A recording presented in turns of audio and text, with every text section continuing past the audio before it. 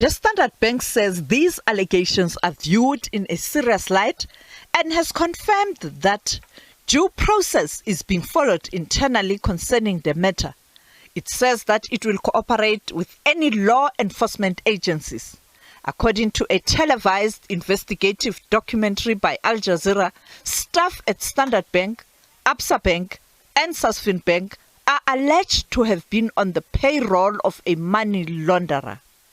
Absa says it detected alleged illicit tobacco and gold-based money laundering activities in early 2020. It says subsequent investigations uncovered a broad network which linked the illicit tobacco trade and gold-based money laundering activities. The bank says it has been working with multiple law enforcement agencies on this matter and has fully discharged its regulatory reporting obligations and will not tolerate any illegal conduct from any of its employees. The documentary that has exposed the level of illicit financial flows and gold smuggling in Zimbabwe has sent shockwaves in Africa. Plundering of African resources by some leaders on the continent has led to countries struggling to address the issues of poverty, unemployment, and access to services. Governments' failure to implement measures to combat money laundering and terrorism financing can lead to the country being grey-listed. In February, the Financial Action Task Force announced that South Africa and Nigeria had been grey-listed. Financial Action Task Force alerted us to this problem and said, South Africa, there are certain deficiencies in your systems to deal with the matter of money laundering, like this and that and the other. Please attend to this. And we didn't, which is what has led to the grey listing. Because in the end, they must then say, this particular country does not have enough of the measures to deal with this. So that you get labeled as a country that is, as a money launderer. That's got very serious negative consequences.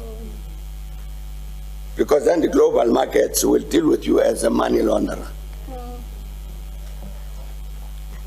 Well, you had the President Ramaphosa responded to this and said, we will attend to this matter. I believe that was a serious commitment. It can't be other than a serious commitment. We have to deal with it.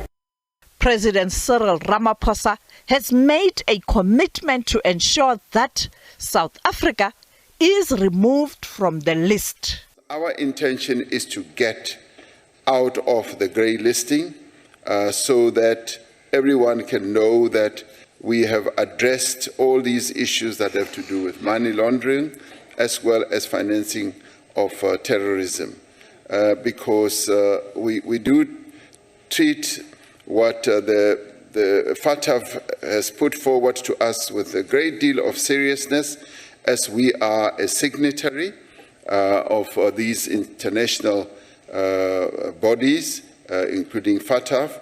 So we want to comply, we want to achieve precisely what they have said to us. So steps are being taken, and they are quite extensive and involved. So I'm sure that within the stated period, Honourable Chairperson, we should be able to achieve the goal that we have set for ourselves.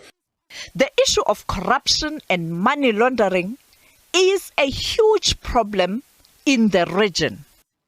The issue of illicit financial flows out of Africa is legion. We have a study, AU Commission study, in which some of your leaders were involved. I think it was President Mbeki. So we know that billions of dollars have been leaving the continent illicitly for a long time. But the novelty of the Aljazeera is the extent to which the elites, what I've described elsewhere as the comprador, bourgeoisie in the state in particular, who have been facilitators and beneficiaries of this illicit financial flows. And the Aljazeera episodes, the two which have been aired so far, confirm for most of us what we have known for many years. And I'm glad that in South Africa, at least the banks concerned have begun investigations. But in Zimbabwe, even after the two stunning episodes, there's dithering. There is little or no word at all from the authorities on this, especially when the very top leadership is implicated. Yeah. As is the case in the case of President Mnangagwa.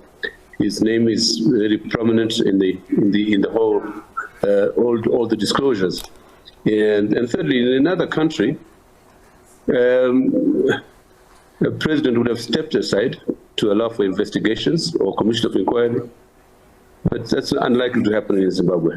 The Zimbabwean government is not commenting on these allegations, and no action has been taken against those who are implicated in this transnational crime. Sophie Mkwena, SABC News, Johannesburg.